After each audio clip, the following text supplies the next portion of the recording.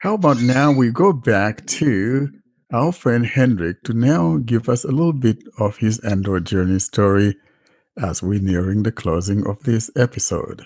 Okay, now I started with actually with the Symbian, but yeah, when I got the first Android phone, I can't even remember when that was. I was luckily still to get the Jelly Bean when that was still running. Yeah, there was some, how would you put it, issues at that stage with the speech and some of the apps on it, and it did not have all of the features I wanted, but also Jelly Bean was very, very slow.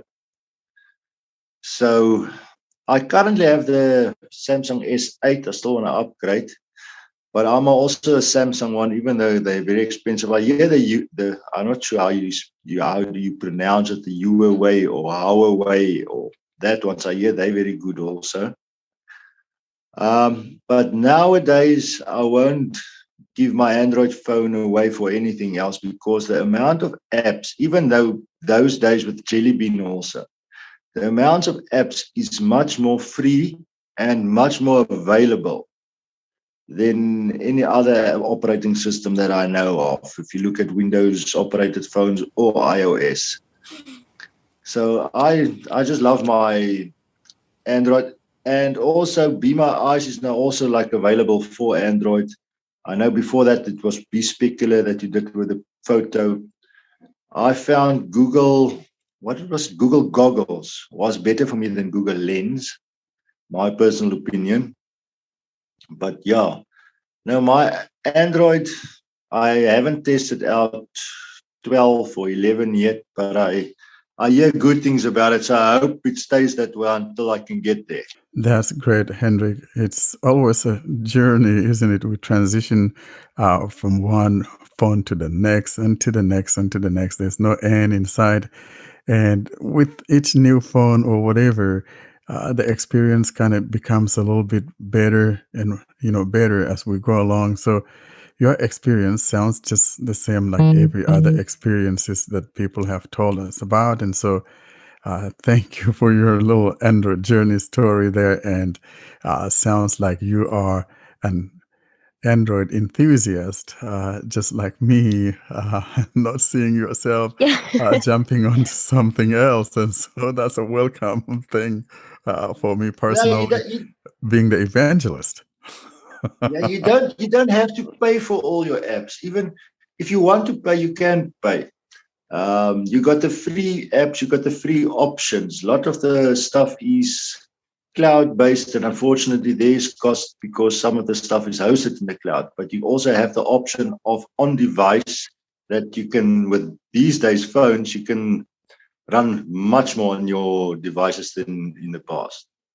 So there's a question before we, end this or something that I always ask people who actually talk about their Android journeys.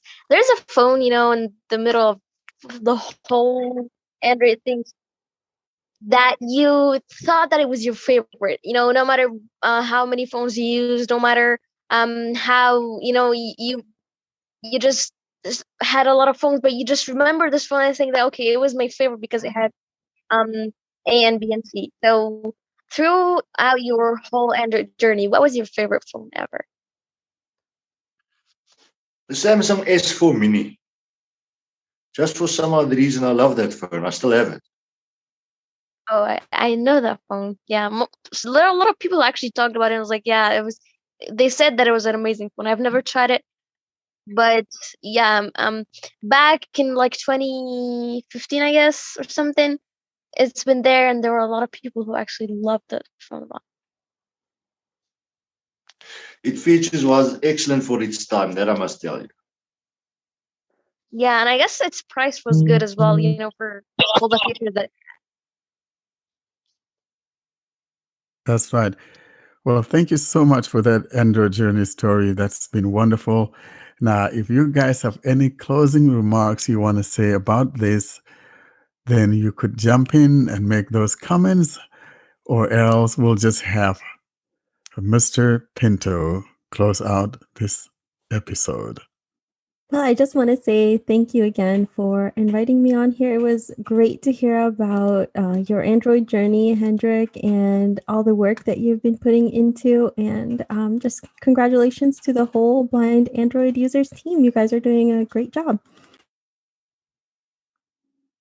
And Carrie, if people want to reach you, how do they reach you?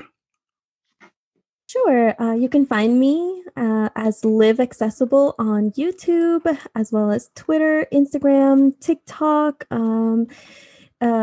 Clubhouse, Telegram. I'm Social everywhere. butterfly, Yes. Or you can also email Carrie at liveaccessible.com. Thank you so much.